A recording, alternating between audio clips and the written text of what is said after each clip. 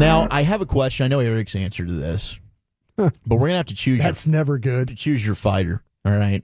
Cowboys have a looming decision they're going to have to make. I think I know where they might go.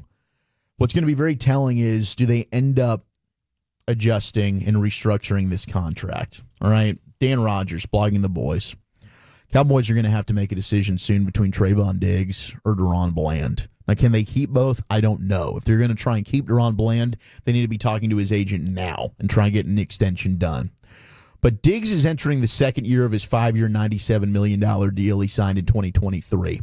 So I was thinking, well, the Cowboys are now committed to him regardless. However, that's not necessarily true, according to Rodgers. The team was able to get a deal done early with him, and in the process, only a third of the deal's guaranteed.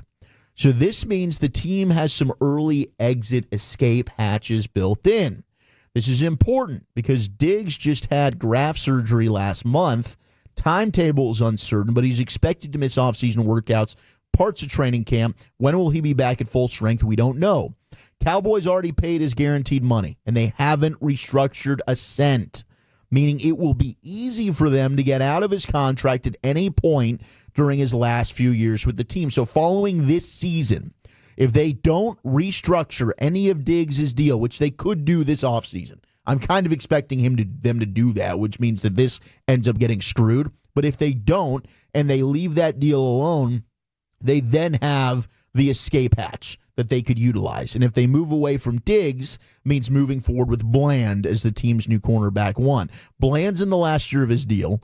If they want to move forward, they can try work on an extension this summer before he hits free agency next offseason. You could always let him walk. You can get a comp pick. You can franchise tag him. There's other ways to go about this. I do think now that you can't trade Diggs because of the injury issue, which is the area I think that they might have gone. I think if Diggs was healthy, the Cowboys would be trying to trade Trevon Diggs right now. I really believe that. And they would look to re-sign DaRon Bland long term. But that's no longer in play because he's hurt. So who do you keep moving forward? Do you look at moving on from Diggs after this year? Maybe you tag Bland. Maybe you give yourself a little bit of extra time on this. And it's a bummer because now, because of the injury, really for both of them, you never really got to see the two of them together on the field together, which is what we dreamed of, like the tandem of two ball-hawking, record-setting corners that just pick the ball off at an extremely high rate.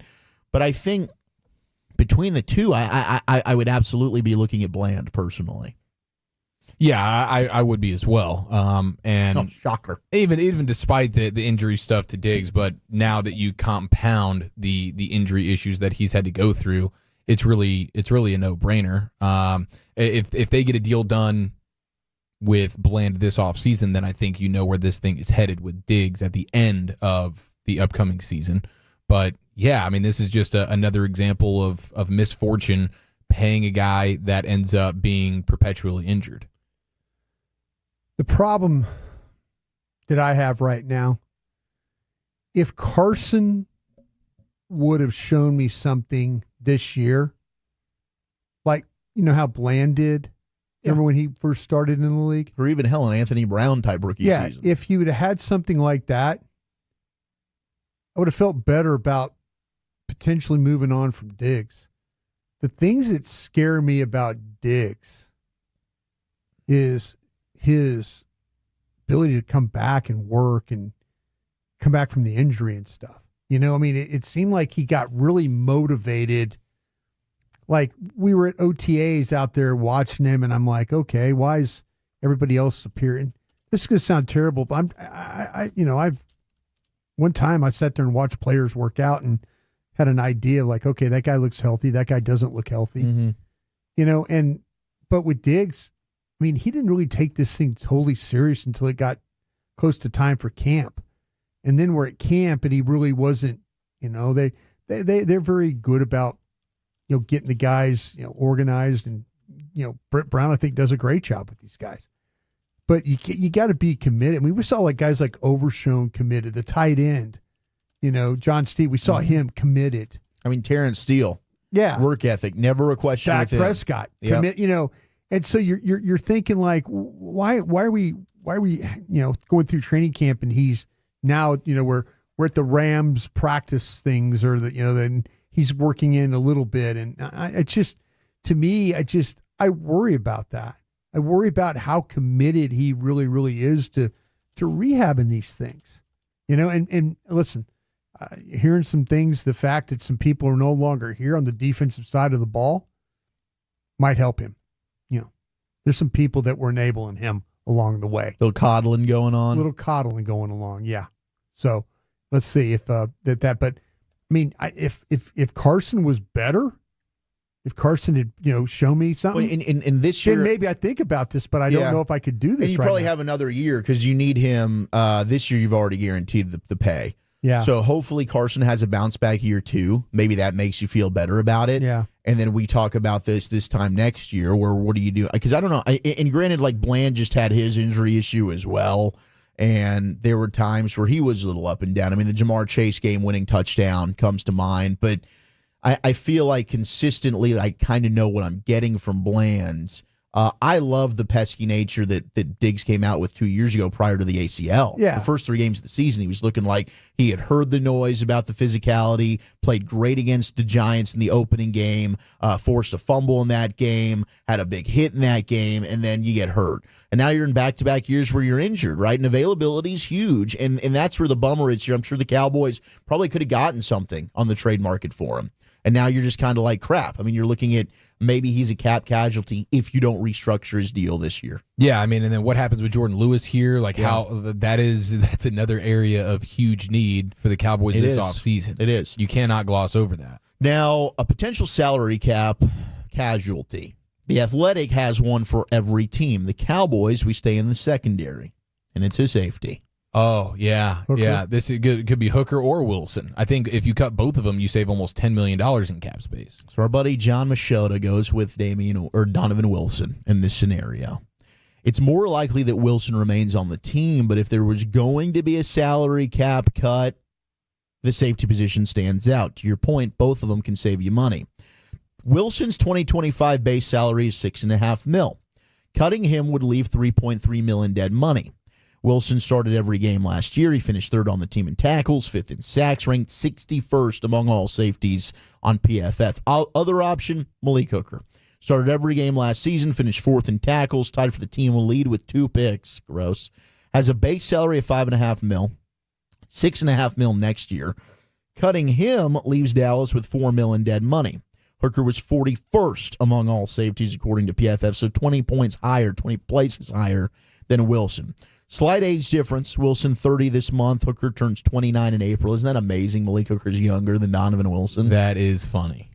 Again, Cowboys probably keep both, but the 2 starting safeties would be candidates if a cut had to happen. I'll tell you, much like defensive tackle, this is a draft to get your safety if you wanted to. If you wanted to. And that's the thing. It's like there's so many holes that the Cowboys can't fill all these.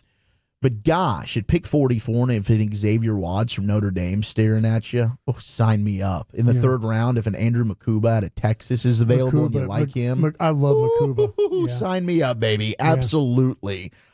This is a class that has some safeties that I'm really, really high on. Maybe they like Nick Emanwari from South Carolina. I like the other 2 guys I mentioned better. Sure. But Emanwari, not a bad player at all. So I think certainly this would be a draft if you want to upgrade at safety. You could try and do so. Do they look at Wilson or Hooker as a couple of guys? Now, the dead money there screams to me that they're probably still on the team. I don't see them moving on, especially a year after giving Wilson another deal. But there's another one, Brian. We talk about the second contracts. Donovan Wilson's not really making him look great on that deal. Well, if you look at the evaluation of the value of the player, that's a negative $3.2 million player. Yeah.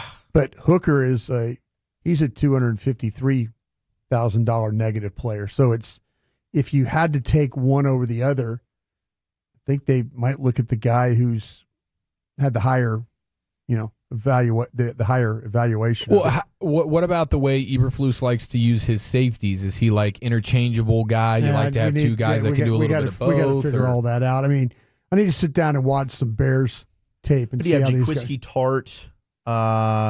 I think they brought in a guy that was pretty good with Chicago. I think he did sign a big name free agent, if I'm not mistaken, as a safety. But that's something we can do some more homework on. But that's a good question because like last year's Zim, I know loves his safeties.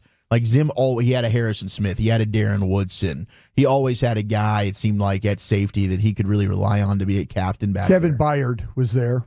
Okay. And he was a negative player for the Bears. Oof. Elijah Hicks, he was a positive player. Jakar Brisker. Okay, that was a draft pick. Yeah.